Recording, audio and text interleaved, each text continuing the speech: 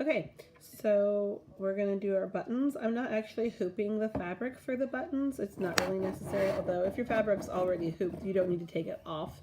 Mine's just not hooped right now. So I'm gonna show you 3 buttons. You're only gonna put 1 or 2 on yourself, but I'm just gonna show kind of 3 different styles of buttons so to make it easier for you.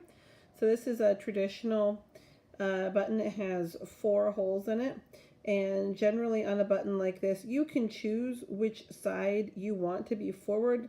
Traditionally, the smooth side would be against the fabric and you would see the slightly more decorative side with the raised loop. But if you really like the smooth side better, you could use that. Same thing with this. If you really want a smooth look, you could do it this way. Traditionally, we would have this side facing forward, and this is similar. It just has 2 holes.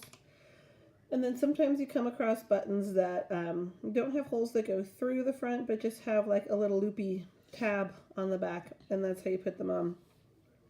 Something you want to consider, the way I'm going to put the buttons on right now is the same way you would put them onto actual fabric if a button on your shirt or jacket or pants had come off.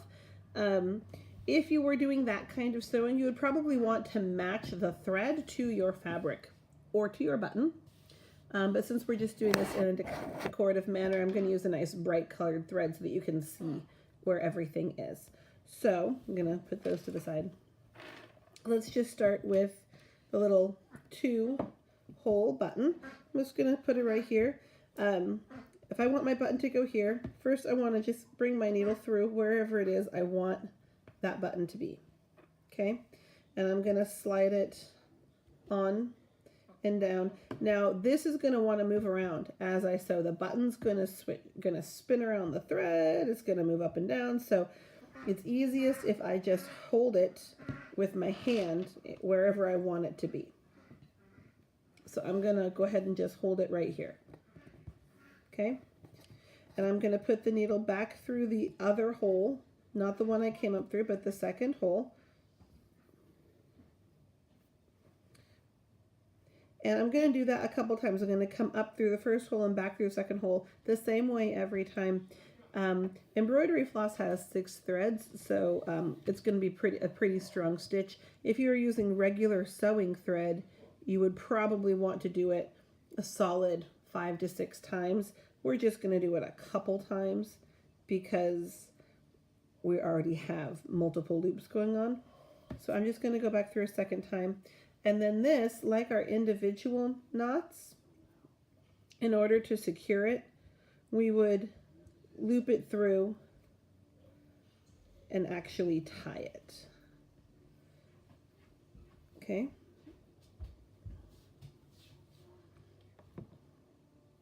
So I'm actually going to just tie this off and snip it. And then re-knot my thread for the second button. So for the second button, we saw a video of them doing a little decoration where they had just taken straight stitches and then did a little French knot above one of them. That's one way to do it. On this, you can do your stitches just going in 2 spots straight. You could do it going all around 4, so you had all 4. I'm actually just going to do it crosswise so you can see what it looks like with little X. So again, I'm going to decide where I want my button to be. And I'm going to start with, all of the holes are exactly the same. There's no one place it's better to start or not. And I'm going to go down diagonally.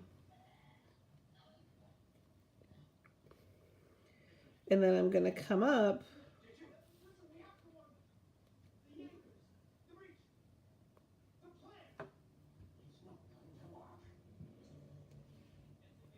over here.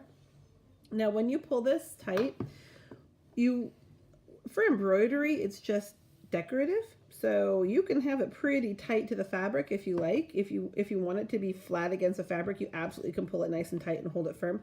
If you were doing this on a pair of pants or a jacket, you'd want a little bit of give because you'd want the button to be able to move around a little bit and for another piece of fabric to fit behind it. But on this one, it's okay to have it nice and tight.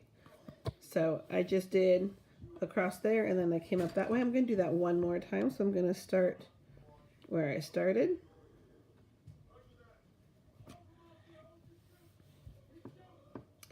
and go across that way.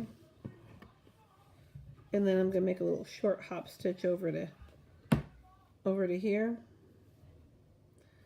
And you can always move and kind of peek underneath the button to see where your needle's coming up if you're having a hard time finding the hole, right? There we go. And then I'm not going to tie this one off. I'm just going to move my needle over for the third one. And we're just going to have that right here. So on this one, I'm going to start the same way. I'm going to thread it, but I'm not going to come back through yet. I'm just going to go back into the fabric, and it's okay on this one, especially at the start, if my button is a little ways down the thread. I just want to make a stitch close to where I started, and then I'm just going to come right back through, or I'll show you a different way. If you know what you're doing, you can just kind of go right back through the back of the fabric. You can kind of feel it out, but if you're new to it, then just come back up close to where you started. And it's okay, like I said, to move the button around to see where the loop is. So I'm going to see that loop, and I'm going to put my needle through, and then I'm going to go back again. And when I pull this, I want to make sure it's not catching around the top of the button or anything, so it's nice and neat. And then I'm just going to tie it off.